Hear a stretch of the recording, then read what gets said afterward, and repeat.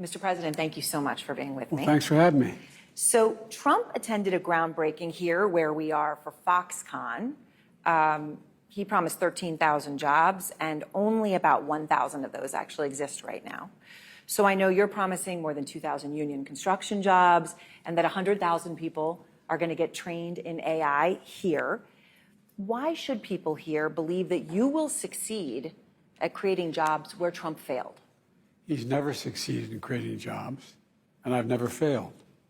I've created over 15 million jobs since I've been president.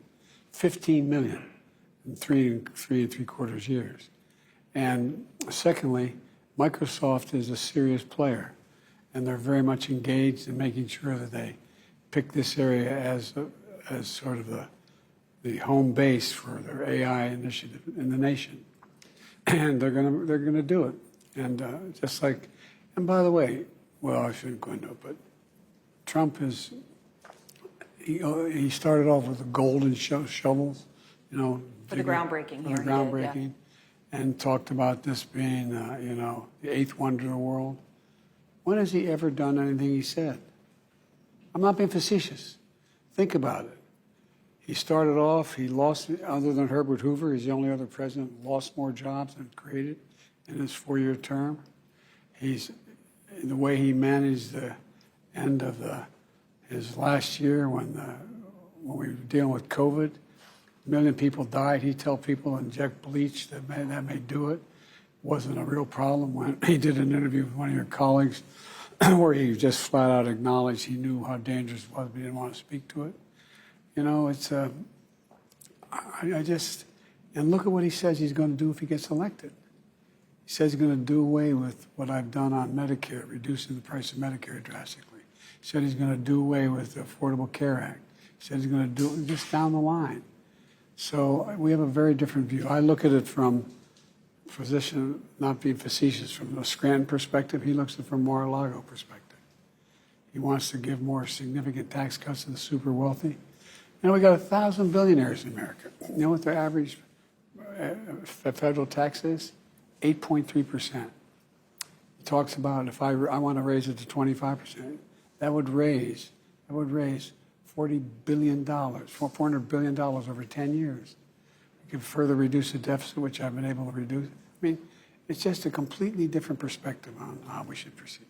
When it comes, though, to the 100,000 jobs specifically that we're talking about here, people training in AI, the actual jobs, when are they actually going to have jobs, those 100,000 people that are being trained? Beginning probably the first tranche in 3 to 4 years. The community colleges are going to, the one we're at, we're going to provide for 2,000 folks and to be able to be trained, 200 a year.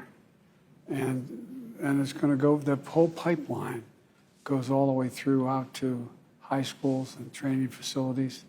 You know, it used to be that when I was in high school, and even at the tail end, very tail end before you went to high school, most public high schools had shop and home, you know, learn to work with your hands. It doesn't exist anymore. And so it allows people who have skills and be able to train to technical skills to be able to make a decent living without a college degree. And it's what we need. So when we talk about the bet on AI and sort of what it means, I don't know if you saw this weekend, Warren Buffett had his annual meeting and he talked about AI. So the first thing he said was, okay, it's got enormous potential for good. But then he likened it to the development of nuclear weapons in the US. And he said it scares the hell out of him. You know, he always says it like he sees it. And then he says, quote, he doesn't understand a damn thing about it. And that may capture how many Americans feel. Does AI scare you? AI has enormous potential, enormous downside potential. That's why 3 years ago I got together the major architects of AI from the different operations around the world. I met with them in Europe and here in the United States. And it ranges all the way from one of the leaders saying it's going to take over human thinking, all the way to folks that say, no, it's not a problem. And so that's why I set out certain standards that it can't do no harm, and we have to make sure we know how to do that. We have to make sure it's controlled, and that's all. It's the most significant, I think, technological development in human history. The most significant in human history. Yeah, and not in terms of war and peace, but in terms of being able to. One leader in the AI community said to me, "It's going to overtake human thinking," and which is frightening. Terrifying. But the other, most think it can be used for everything from find cures for cancer to significantly increase productivity. So when you talk about the economy, of course, it is by far the most important issue for voters. It's also true right now, Mr. President, that voters by a wide margin trust Trump more on the economy. They say that in polls. And part of the reason for that may be the numbers. And you're aware of many of these, of course. The cost of buying a home in the United States is double what it was when you look at your monthly costs from before the pandemic. Real income, when you account for inflation, is actually down since you took office. Economic growth last week, far short of expectations. Consumer confidence, maybe no surprise, is near a 2-year low. With less than 6 months to go to Election Day, are you worried that you're running out of time to turn that around? We've already turned it around. Look, you look at the Michigan survey. For 65% of American people think they're in good shape economically. They think the nation's not in good shape, but they're personally in good shape. The polling data has been wrong all along. You know, how many, you guys do a poll at CNN, how many folks you have to call to get one response? The idea that we're in a situation where things are so bad, the folks that, I mean, we've created more jobs. We're in a situation where people have access to good paying jobs. And the last I saw, the combination of the inflation, the cost of inflation, and all those things, that's really worrisome to people with good reason. That's why I'm working very hard to bring the cost of rentals down, to increase the number of homes that are available. But let me say it this way. When I started this administration, people were saying there's going to be a collapse of the economy. We have the strongest economy in the world. Let me say it again, in the world. Although GDP last week was far short of expectations. Oh, it wasn't. Look, GDP is still growing. Look at the response of the markets. Overwhelmingly positive. Overwhelmingly positive. And one of the reasons why people feel good about it not being as strong as it was before is they believe that the Fed's going to respond. They hope they're going to get a rate cut. Yeah. Well, so, but I mean, no president's had the run we've had in terms of creating jobs and bringing down inflation. It was 9% when I came to office. 9%. But look, people have a right to be concerned.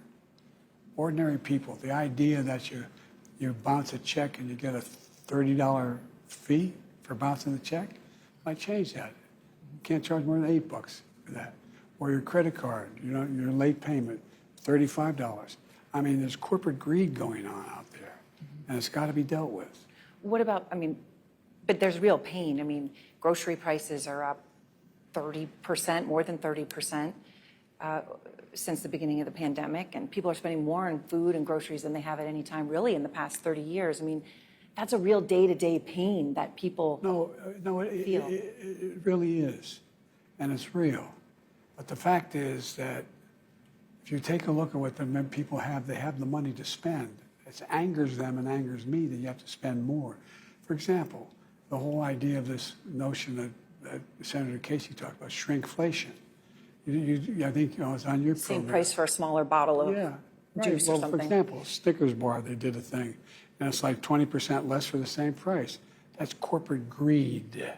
That's corporate greed. And we've got to deal with it, and that's what I'm working on. I want to ask you about something happening as we sit here and speak, and that, of course, is Israel is striking Rafah. I know that you have paused, Mr. President, shipments of 2,000-pound U.S. bombs to Israel due to concern that they could be used in any offensive on Rafah. Have those bombs, those powerful 2,000-pound bombs, been used to kill civilians in Gaza? Civilians have been killed in Gaza as a consequence of those bombs and other ways in which they go after population centers. And I made it clear that if they go into Rafah, they haven't gone into Rafah yet.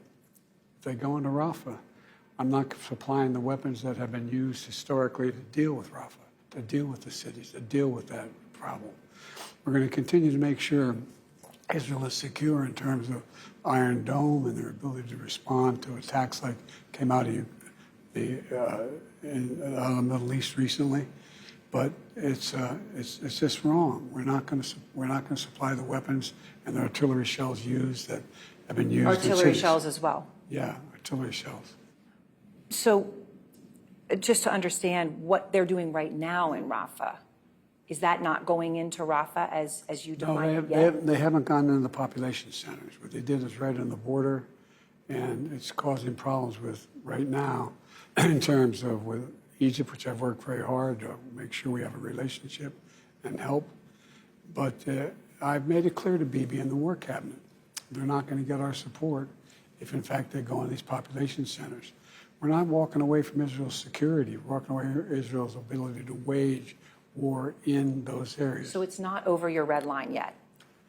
Not yet, but we've held up the weapons. We've held up the one shipment that, as an old shipment, it was designed for. We've held that up. And I want to ask you one more thing, if I may. The images that people see out of Gaza are horrific. The UN's talking about, some of these mass graves and the summary executions that there's been evidence of, torture. The images of children, it breaks anyone's heart to look at it. And obviously, we've seen that frustration here in the U.S. on college campuses. And Mr. President, I had signs at college campuses. Some say Genocide Joe. Any of us that have gone to those campuses, sometimes we hear that chant. Do you hear the message of those young Americans? Absolutely, I hear the message. Look, two things. First of all, there's a legitimate right to free speech and protest. There's a legitimate right to do that, and they have a right to do that. There's not a legitimate right to use hate speech. There's not a legitimate right to threaten Jewish students. There's not a legitimate right to block people access to class. That's against the law. That's against the law. And so, and if you look at the data, these demonstrations are real, but they're not nearly, look, and I made a speech on the Holocaust the other day. Mm-hmm. And I pointed out that, it took 7 decades to get to the place where after the Holocaust occurred, and there's still anti-Semitism. Look what's happened. In 7 weeks, 70, what's happening? Everybody's sort of forgotten about what happened in Israel. Those 1,200 young kids murdered. I saw pictures, I went over there shortly after. A mother and a daughter being roped together and then kerosene poured and burned to death. Nothing's like that to happen in the Jewish community since the Holocaust. So when I went over immediately after that happened, I said to Bibi, don't make the same mistake we made in America. We want to get bin Laden, and we'll help you get Sinwar. But we went into Afghanistan it made sense to go get bin Laden. It made no sense to try to unify Afghanistan. It made no sense, in my view, to engage in thinking that in Iraq they had a nuclear weapon. Don't make the same mistake. Focus on, and we'll help you focus on getting the bad guys. And we got to think through what is happening after Gaza, after this is over. Who's going to occupy Gaza? I've been working with the Arab states. I won't mention them because I don't want to get them in trouble, but 5 leaders in the Arab community who are prepared to help rebuild Gaza, prepared to help transition to a 2-state solution. To govern it? Well, to maintain the security and peace while they're working out a Palestinian authority that's real and not corrupt. All right. Well, Mr. President, thank you very much. I appreciate your time today. Thank you.